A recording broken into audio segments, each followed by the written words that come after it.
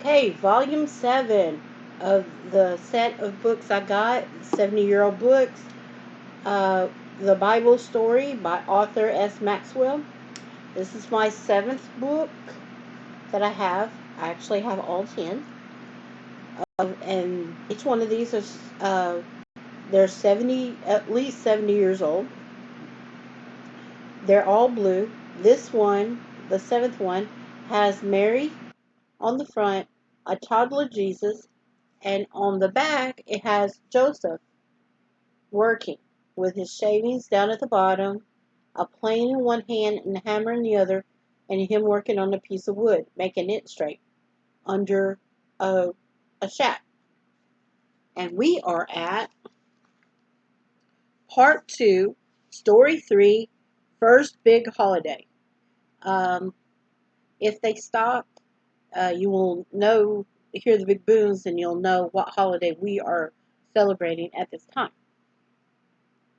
or in this realm of reality that I live in.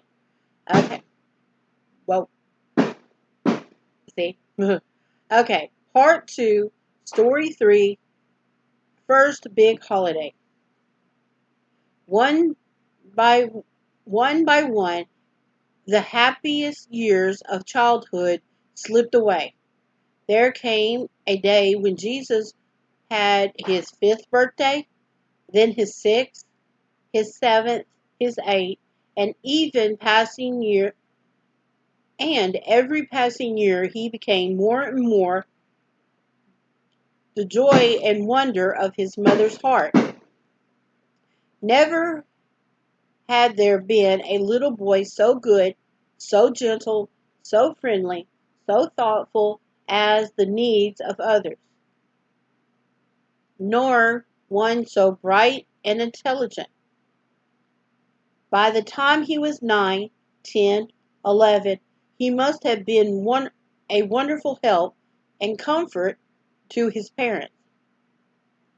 He was always looking for ways to make life easier for them, mending this, fixing that, running quickly to do their bidding, and all the time his lovely voice filled the house with the melody of sacred songs. So he had a very, he's being very imaginative that he had a very musical voice. At night, after he had fallen asleep, I can see Mary sitting by his bedside, marveling at the sweetness of his character, as she thought of all the kind of things he had said and done through another day. Then she would think of Gabriel again and what he had said to her. He will be great, and he shall be called the Son of the Most Highest. No wonder he is so dear and good and beautiful. I can hear her saying to herself, surely someone so full of love, so utterly unselfish, must be the Son of God. Although these early years, Jesus learned more and more about the Holy Scriptures. Learned more and more about the Holy Scriptures. Okay. For Mary had taught him how to read. He began to study them himself, and many were the questions he had asked of her, the meaning of the text that were not yet clear to him. Okay, robot voice again. Sorry about that. How I read. Sometimes how I talk. Okay. Because of all that Mary had told him from the time he was a baby, he was specially interested in all that the prophets said about the coming of a little boy who would grow up to be the deliverer of Israel and the restorer of all that Adam and Eve had lost in the Garden of in Eden. Gradually, he began to understand God's wonderful plan of salvation. Gradually, too, the truth dawned upon him that he must be this child of destiny. Exactly when he thought first, exactly when the thought first came to him, we don't know. But when it did, I'm sure he became more serious as he tried to think his way through it all and what it would mean to him and the kind of life he would have to live. When he became 12 years of age, Mary and Joseph began to talk to him about a trip to Jerusalem to celebrate the Passover. Yeah, there were 3 annual feasts that all men of Israel were supposed to attend: Passover, Pentecost, and Tabernacle. Yeah, Tabernacles. Passover is basically Easter. Pentecost is 40 days after Passover, which is later on you'll see it was 40 days later. Yeah, 40 days later after Passover. And the Tabernacles is actually at the same time as Passover. So two of them were basically the same, and Pentecost was actually 50 days later, because Penta means 5. Okay. All right, let me get back to the story. The first was in early spring, the second 7 weeks later, see, and the third was in autumn after the harvest. Everyone, okay, tabernacles, okay, that's the harvest one, okay. Everyone wasn't able to go to all of them, of course, but most people did their best to go to the Passover.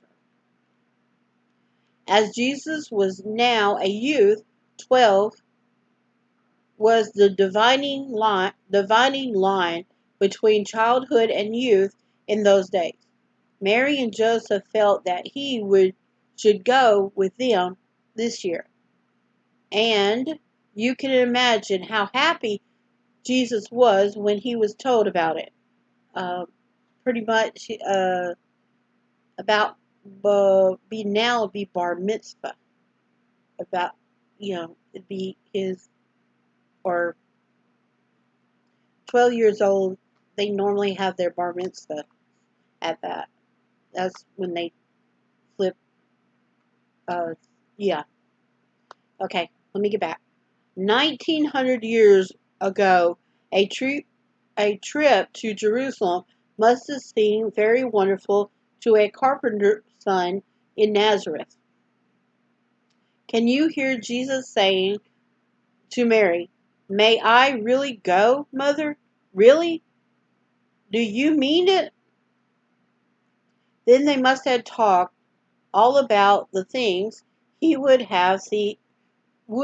see in Jerusalem, the temple and Herod's palace and all the old stores and houses, where there would be the priest offering sacrifices. And then, of course, it has an illustration of Joseph working, Jesus being taught by Mary. So he really, according to most people, they were not illiterate. They had to read the Torah, even even a fisherman would have to do it, because you got to think, Joseph was a carpenter, and carpenters at that time was just a little bit, not by much, above a fisherman. But don't worry about that. That was just a thing that came out of my mouth and through in my brain, which I have spells like that sometimes. Okay, there would be priests offering sacrifices and Roman soldiers marching up and down the street to keep order. And there would be all sorts of people from far and near, crowding every nook and corner of the city. The next few days was very busy ones as Joseph tried to get his carpentry work done. Mary prepared food for the journey, and Jesus groomed the donkey and did what else he could to help get everything ready. And he probably had his sisters and brothers there too. I'm going to still acknowledge his sisters and brothers. Not many people know about it, but he had sisters and brothers. And now the song Dogma comes in my brain. Ugh, don't worry about that. Don't. It's not good for Christian to watch it because it's not a good. It's all right, but okay. Then they were off. To Jesus, it was his first big holiday, and he enjoyed every minute of it. When they reached the main road to Jerusalem, they found it thronged with people, all going the same direction. Jesus watched them with keenest interest, wondering perhaps whether they all understood why they were going there. He understood, of course.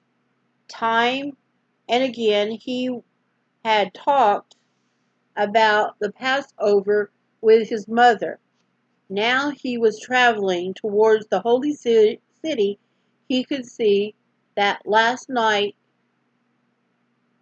Okay. Now, as he traveled toward the holy city, he could see that last night in Egypt, just before Moses led the Israelites out to safety, when God warned the people to sprinkle the blood of the lamb upon the lintel and on the doorposts of their homes, saying, "When I see the blood, I will pass over you." To Jesus, the Passover was something very sacred, bringing back memories of God's wonderful care for his people. But still, there were questions in his mind. Why did God say a lamb should be killed? Why was it lamb's blood used in such a way? Could this be further proof that the Messiah must suffer before he could save? Surely someone in Jerusalem could tell him, maybe the priest, if they would listen to a boy. If he just got a chance, what a lot of questions he would ask them. And then, of course, it has them going up there and, okay, Hutchinson. That's what it says, Hutchinson. And it's a 2-pager down at the bottom. And it's the printing of the book, not my camera. Because I know some of you are screaming, get it clear, get it clear. Well, this is as clear as you're going to get it because the printing is off. Big time. And you got to think, this is a 70-year-old book. They couldn't print as well as they do now. Okay, and that was the end of part 2, story 3. So, as always, it's the break, and then I'll see you in a minute. Or I'll see you in the next story.